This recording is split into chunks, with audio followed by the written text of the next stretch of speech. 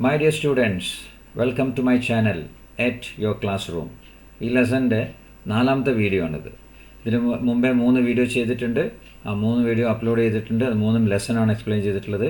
അത് നിങ്ങൾ കണ്ടു കാണുമെന്ന് ഞാൻ പ്രതീക്ഷിക്കുന്നു. ഓക്കെ, ഇപ്പോൾ അതിൻ്റെ വർക്കിലും ആക്ടിവിറ്റീസിലേക്കും കടക്കുകയാണ്.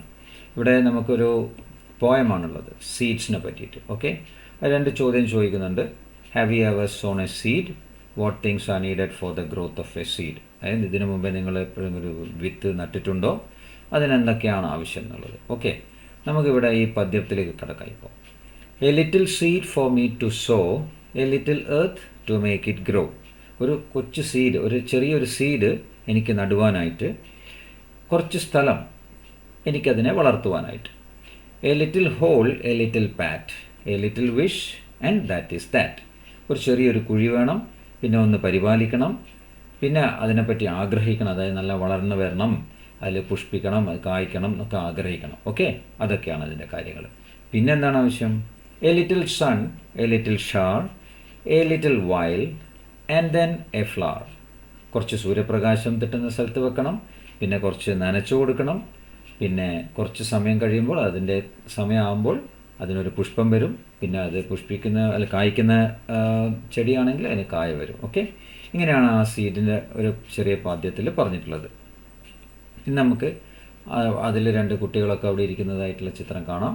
ഓക്കെ, അവർക്ക് നല്ല സന്തോഷമുള്ളതായിട്ട് നമുക്ക് കാണുന്നുണ്ട്. ഓക്കെ, ഇനി നമുക്ക് അടുത്ത പേജിലേക്ക് കടക്കുമ്പോൾ അവിടെ എന്താ നമ്മൾ പറയുന്നത്? Recite the poem once again, identify the rhyming words in the poem. അങ്ങനെ ഈ പോയം ഒന്നും കൂടെ വായിച്ചിട്ട് അതിലുള്ള റൈമിംഗ് വേർഡ്സിനെ കണ്ടുപിടിക്കാം. അപ്പോൾ ഈ റൈമിംഗ് വേർഡ്സ് എന്ന് പറയുന്നത് ഞാൻ ആദ്യം പറഞ്ഞുതരാം. അത് സൗണ്ട് സെയിം ആയിരിക്കും, പ്രൊണൗൺസിയേഷൻ, പക്ഷേ അതിൻ്റെ സ്പെല്ലിങ്ങും അർത്ഥവും എൻറ്റയർലി ഡിഫറെൻ്റ് ആയിരിക്കും.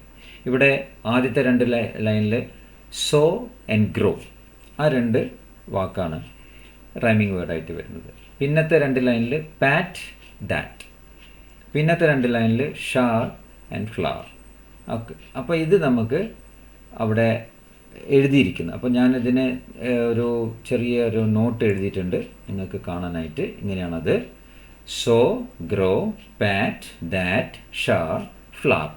ഓക്കെ, ഇനി നമ്മൾ കാണാൻ പോകുന്നത് അവിടെ കൊടുത്തിട്ടുള്ള എന്താണ്? What are the things needed for the seed to grow. ഒരു സീഡിന് മുളയ്ക്കാൻ എന്തൊക്കെ ആവശ്യമാണ്. അപ്പോൾ ഇവിടെ ഒരു വെബ് കൊടുത്തിട്ടുണ്ട്, അത് കംപ്ലീറ്റ് ചെയ്യണം. ആ വെബിൽ ഒരാവശ്യം സൺലൈറ്റാണ് അവരവിടെ പറയുന്നുണ്ട്.